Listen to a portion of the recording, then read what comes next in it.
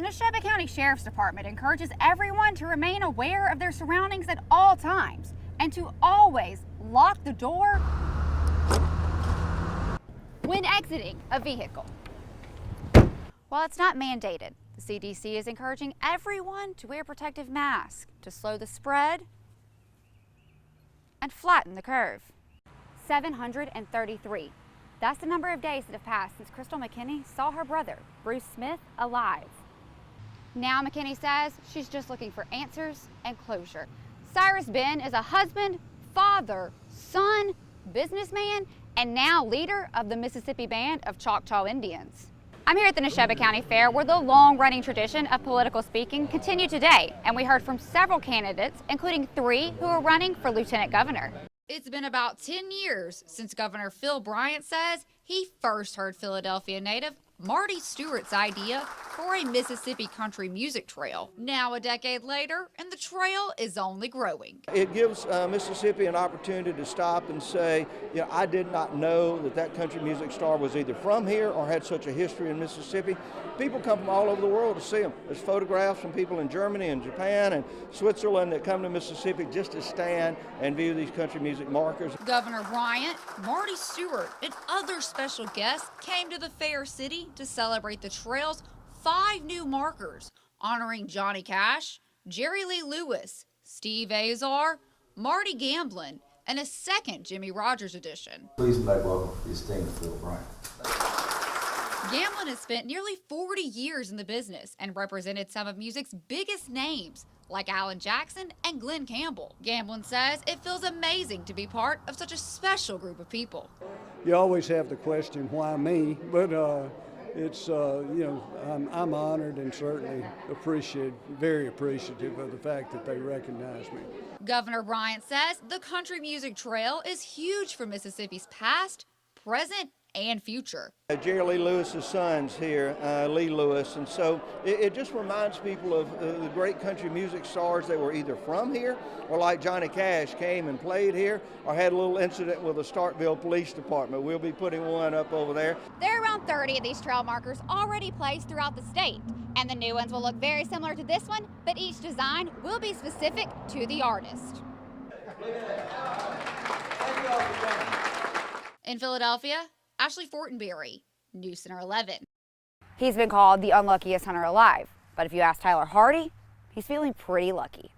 A little over a week ago, on January 15th, Hardy had just finished deer hunting with a friend. Hardy and his friend were attempting to cross a flooded ditch just a few feet from his truck when Hardy was bitten on the head by a copperhead snake. And the snake the whole time had to been sitting right here. Oh, it was sitting right here.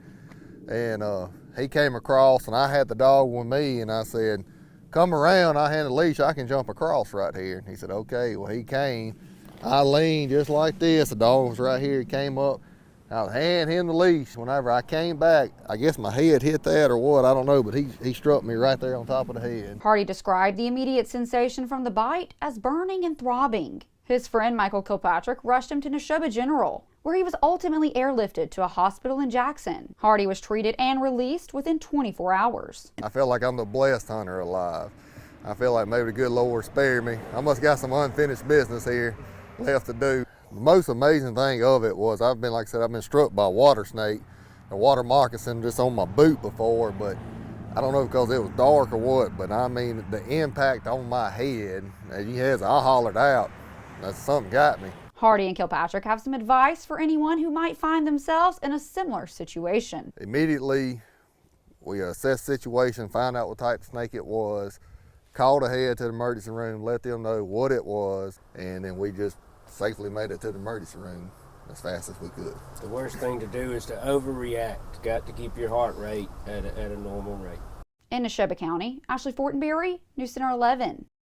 Neshoba County authorities and the school district are cracking down on law-breaking drivers they say are passing stop school buses when students are loading and unloading. The problem is that it's costing lives. Kids are being struck by vehicles.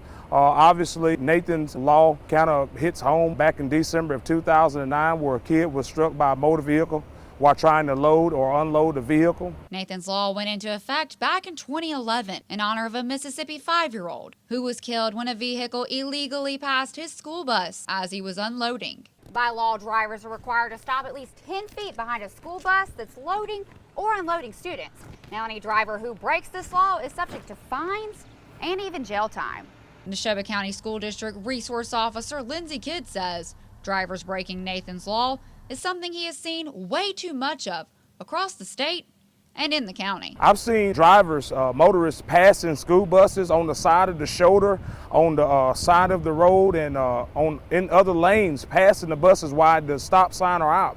We have cameras on the bus, and we have some drivers that take pictures of the tags that drivers are doing when they're passing the buses while they're loading and unloading kids.